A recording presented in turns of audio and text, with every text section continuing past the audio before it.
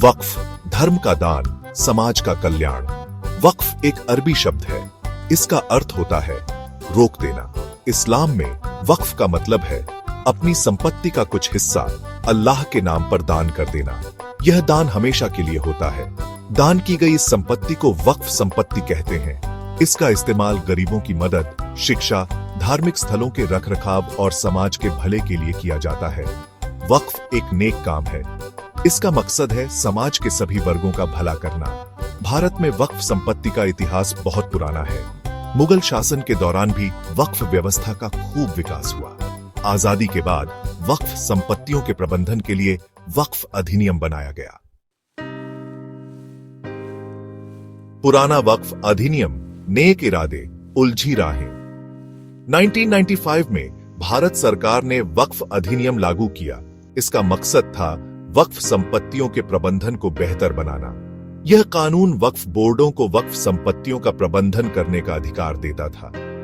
इन बोर्डों का काम था यह सुनिश्चित करना कि वक्फ संपत्तियों का इस्तेमाल सही तरीके से हो रहा है या नहीं।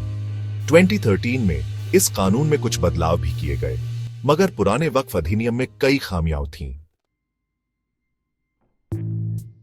पुराने कानून की कमियां, भ्रष्टाचार और विवादों का बोलबाला।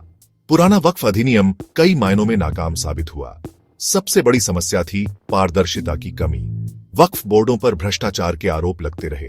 वक्फ संपत्तियों का रिकॉर्ड ठीक से नहीं रखा जाता था। इसके चलते वक्फ संपत्तियों पर अवैध कब्जे की घटनाएं बढ़ती गईं। कानूनी प्रक्रिया भी बहुत धीमी थी। मुकदमे सालों तक चलते रहते थे और वक्फ संपत्तियों का सही इस्तेमाल नहीं हो पाता था। नया वक्फ संशोधन विधेयक 2024, पारदर्शिता की उम्मीद। पुराने कानून की कमियों को दूर करने के लिए 2024 में नया वक्फ संशोधन विधेयक लाया गया। इस विधेयक का मकसद है वक्फ संपत्तियों के प्रबंधन में पारदर्शिता और जवाबदेही लाना। ये विधेयक वक्फ बोर्डों की शक्तियों को सीमित करता है और उन्हें जवाबदेह बनाता है। नए कानून में वक्फ संपत्तियों के डिजिटलीकरण और नियमित ऑडिट का प्रावधान है।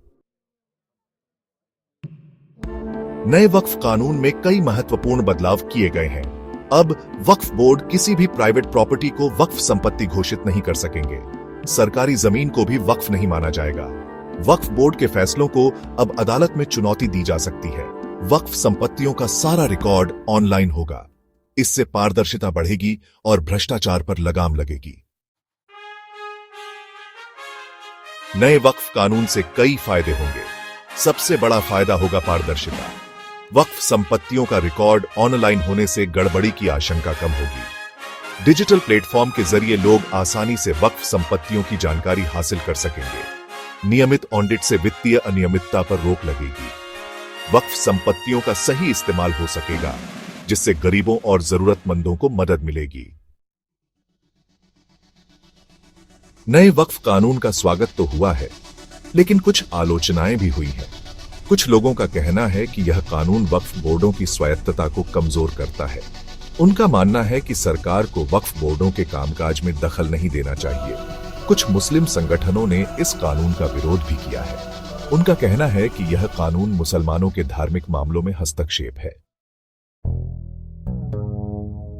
नए वक्फ कानून का असली प्रभाव तो आने वाले समय में ही पता चलेगा।